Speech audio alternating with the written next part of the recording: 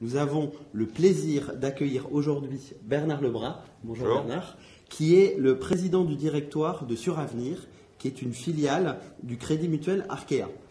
Donc nous avons quelques questions pour vous aujourd'hui Bernard, notamment par rapport au numérique, comme vous pouvez l'imaginer.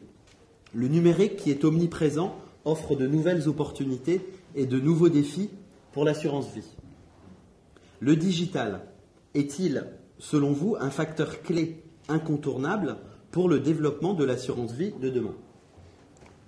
Alors la réponse est évidemment oui. Je vous donnerai quelques chiffres. Donc Suravenir, compagnie d'assurance vie, a fait l'année dernière le tiers de sa collecte en épargne en ligne, c'est-à-dire avec une banque en ligne du groupe qui s'appelle Fortuneo, qui est un acteur incontournable du marché, mais aussi une vingtaine de partenaires externes au groupe, acteurs de l'assurance vie en ligne depuis, pour certains d'entre eux, un grand nombre d'années, et pour d'autres, on parlera peut-être des fintechs tout à l'heure, beaucoup plus récemment. Donc, 30% de notre chiffre d'affaires en ligne, c'est plus d'1,2 milliard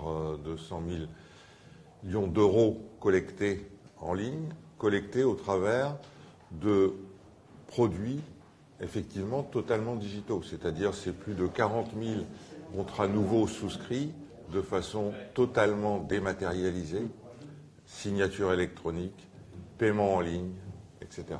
Donc ça veut dire qu'effectivement, nous, on est complètement aujourd'hui convaincus, mais dans la réalité du fait que l'assurance vie est réellement un service qui va de plus en plus se pratiquer en ligne, à la fois chez soi. C'est assez amusant de voir que les clients de Fortuneo, par exemple, là où ils achètent le plus de produits financiers, c'est le dimanche après-midi à 15h. D'accord. À partir de leur ordinateur, de leur PC fixe à la maison, ou évidemment de plus en plus sur tablette, sur mobile. Et Bien donc sûr. toutes nos applications aujourd'hui sont disponibles sur ce type de support. D'accord. Donc j'imagine que tout ça va progresser de manière importante dans les années qui viennent aussi. Alors tout ça progresse chez nous de façon régulière. Alors peut-être moins vite, c'est pas une explosion comme certains auraient pu le dire. Hein. On entend parfois des questions qui nous sont posées sur finalement l'assurance vie en ligne. Pourquoi est-ce que ça se développe pas plus que ça? Parce que le phénomène de souscription de produits financiers, et l'assurance vie en fait partie, est un phénomène qui a sa propre inertie. Donc ce n'est pas une explosion, c'est une progression régulière qui évolue là aussi avec l'augmentation du nombre d'acteurs. D'accord, très bien. Alors nous parlions des fintechs tout à l'heure. Parlons maintenant partenariat avec les fintechs. Selon vous, est-ce une stratégie gagnante pour le développement de l'assurance vie de demain? Alors pour nous, en tout cas, ça a été une stratégie très claire, puisque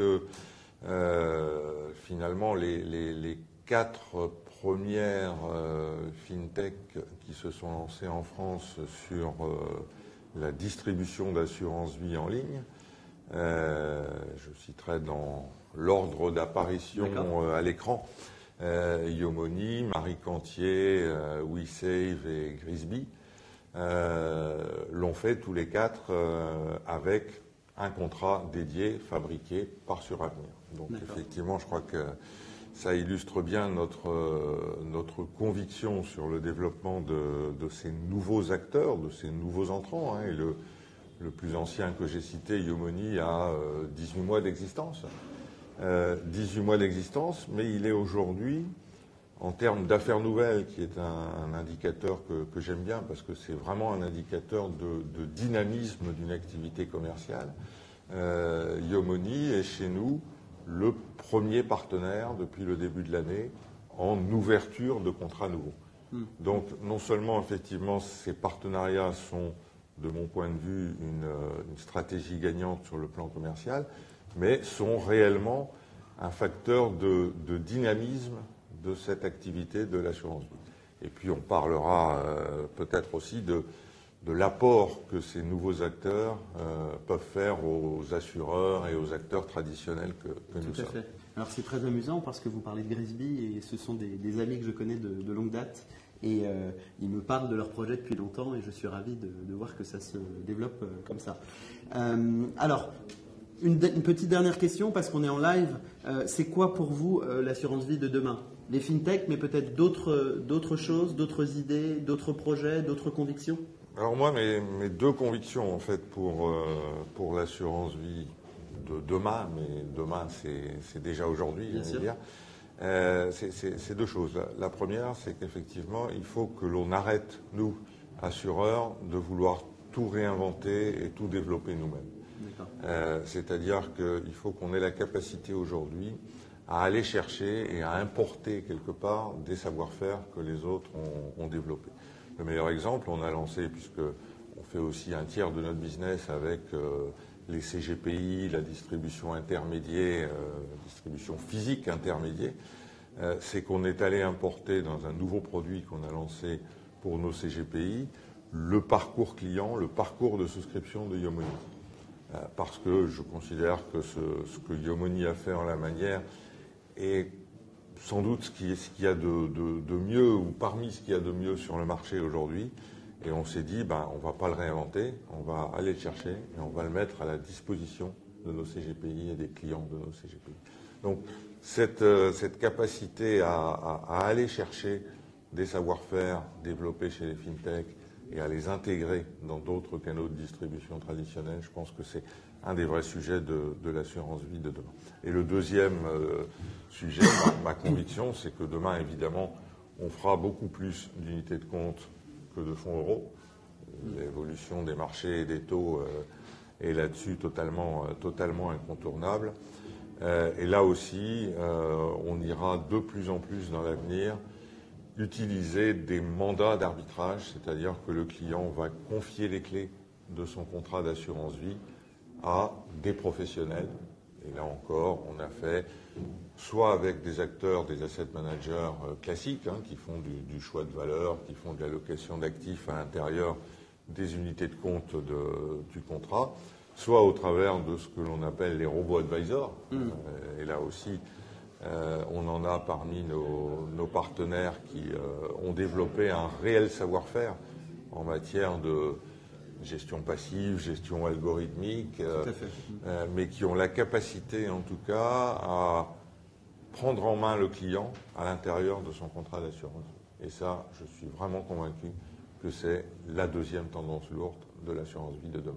D'accord, très bien. Un dernier point que vous voudriez partager avec nous, ou aujourd'hui, ou peut-être un petit mot sur la journée qui s'annonce. Quelles sont vos attentes par rapport à cette journée du TIDED, des conférences qui vous intéressent plus particulièrement, ou sentir des choses que vous n'avez pas encore vues? Un point de vue? Moi, j'attends toujours de ce genre de manifestation, et celle-ci tout particulièrement compte tenu de son plateau d'intervenants et de participants, c'est des échanges d'expériences. J'aurai l'occasion en fin de matinée d'intervenir dans une table ronde, précisément pour donner de façon très concrète une expérience de ce que j'évoquais tout à l'heure, un petit peu d'importation de savoir-faire et de pilotage de projets entre une grosse entreprise comme Crédit Mutuel Arkea et une toute petite fintech comme Yomoni. Comment on a fonctionné ensemble? Qu'est-ce que ça a fait bouger chez les uns et chez les autres? Et ça, c'est à mon avis, c'est la vraie richesse de ce genre de manifestation, je pense, que de pouvoir confronter et échanger de façon totalement ouverte et transparente sur des expériences concrètes. Enfin, en tout cas, moi, c'est ce que je souhaite y apporter et c'est ce que j'attends de ce genre de manifestation. Très bien. Merci beaucoup Bernard pour votre interview. On était ravis de vous recevoir ce matin et nous vous disons à très bientôt. C'était Bernard Lebras, le président du directoire de Suravenir, filiale du Crédit Mutuel Arkea pour le TIDED. Merci à tous.